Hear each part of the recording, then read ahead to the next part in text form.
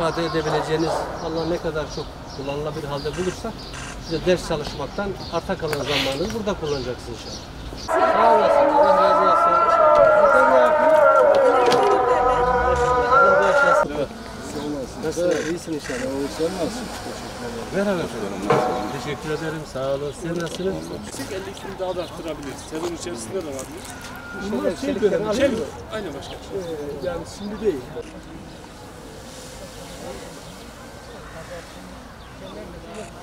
Sana bakayım. İyisin. Başkanım hayırlı olsun. Sağ olasın. Teşekkür ederim. Nasılsınız? Çok şükür inşallah. Hamdolsun. Yapıyorsunuz. Faydalı bir şey. Ablalar uğurlar olsun. Nasılsınız? İyisiniz inşallah. Nasılsınız? Bereket olsun. Çok sağ olun. İyisiniz inşallah. İyi, çok şükür. Allah kolaylık versin. Sağ olun. Bizler de iyiyiz. Nasılsınız? İyiyiz, nasılsınız? Teşekkür ederim. Ne yapıyorsun kuzum?